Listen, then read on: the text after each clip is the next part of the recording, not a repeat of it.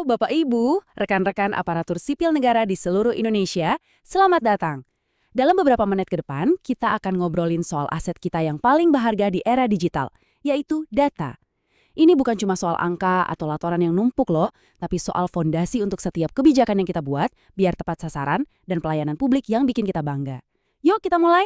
Oke, ini dia peta perjalanan kita. Pertama-tama, kita akan samakan persepsi dulu. Kenapa sih data itu jadi aset strategis buat kita semua? Terus kita akan bedah jenis-jenisnya, biar nggak salah pakai. Setelah itu, kita cari tahu di mana harta karun data pemerintah yang terpercaya itu berada. Kita juga akan sedikit mengintip masa depan, dan yang terakhir, ini yang paling penting. Kita akan bahas soal kualitas data. Siap? Yuk kita masuk ke bagian pertama.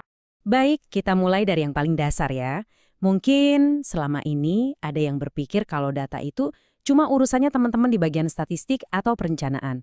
Wah, kalau masih ada yang berpikir begitu, sekarang saatnya kita ubah cara pandang kita. Di zaman sekarang, ini bisa baca dan manfaatin data itu bukan lagi pilihan, tapi sudah jadi kompetensi wajib buat setiap ASN yang mau kasih dampak nyata. Intinya sebetulnya sederhana banget. Data itu memindahkan kita dari yang tadinya mengambil keputusan pakai ilmu kira-kira, jadi berdasarkan bukti yang nyata. Coba bayangin, saat kita merancang program bantuan sosial. Kalau datanya akurat, bantuan itu pasti sampai ke orang yang benar-benar butuh kan? Atau saat mau bangun jalan, kita jadi tahu persis di mana lokasinya yang bisa kasih manfaat ekonomi paling besar. Nah, itulah kekuatan data.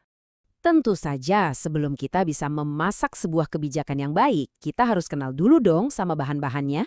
Ibarat seorang koki yang harus bisa bedain mana merica, mana ketumbar, kita sebagai ASN juga perlu paham jenis-jenis data yang kita hadapi sehari-hari. Yuk, kita kenali blok-blok bangunan dasar ini. Jadi, ada dua cara utama kita mendapatkan data. Pertama, data primer. Ini ibaratnya kita turun langsung ke lapangan. Kita yang bikin survei, kita yang wawancara, atau kalau istilah populernya kita belusukan buat dapat info langsung dari sumbernya. Nah, yang kedua, itu data sekunder.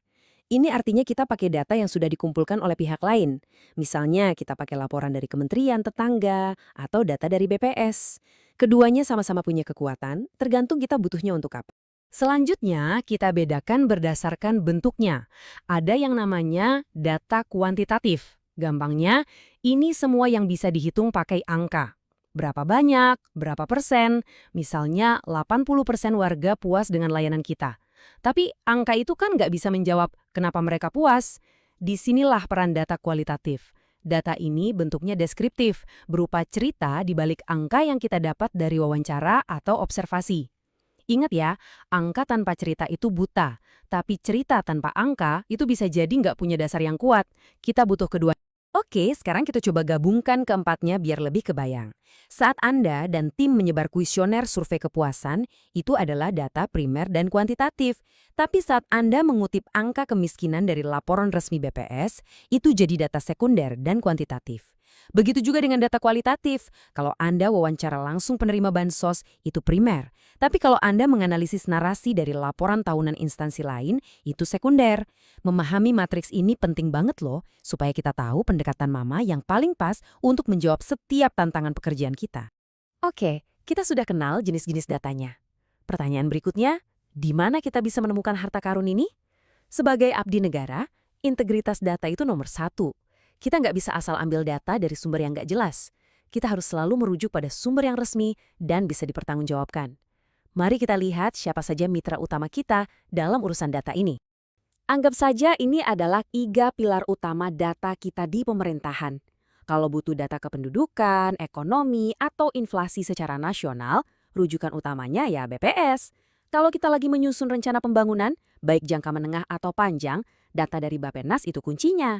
Nah, kalau butuh data yang super spesifik, misalnya jumlah sekolah di satu kabupaten atau kondisi jalan di satu provinsi, tentu kita merujuk ke data sektoral dari kementerian, lembaga, atau dinas di daerah masing-masing. Dunia data itu bergerak cepat sekali, dan kita sebagai ASN juga harus ikut bergerak. Ada 2 tren besar yang akan banyak mengubah cara kita bekerja ke depan, Big Data dan Open Data. Jangan khawatir, ini bukan cuma istilah teknis yang rumit, ini sebetulnya adalah 2 pintu besar menuju inovasi pelayanan publik yang luar biasa. Big data itu sederhananya begini, kemampuan kita untuk mengolah data yang jumlahnya luar biasa besar, datangnya super cepat, dan bentuknya macam-macam. Contohnya gimana? Bayangkan, kita bisa memprediksi titik macet arus mudik secara real-time dari data sinyal seluler, jadi nggak perlu nunggu laporan masuk dulu. Atau, kita bisa mendeteksi potensi wabah penyakit dari pola pencarian masyarakat di internet. Inilah kekuatan big data, membuat kebijakan kita jadi proaktif, bukan lagi reaktif. Tren kedua adalah open data atau data terbuka pemerintah. Ini adalah sebuah gerakan untuk membuka data pemerintah yang sifatnya tidak rahasia kepada publik. Tujuannya apa? Pertama, transparansi. Dengan data anggaran yang terbuka, publik bisa ikut mengawasi. Dan yang lebih keren lagi, kita juga mengundang para inovator, entah itu mahasiswa, peneliti, atau startup, untuk memanfaatkan data kita dan menciptakan solusi-solusi baru yang mungkin tidak pernah kita pikirkan sebelumnya.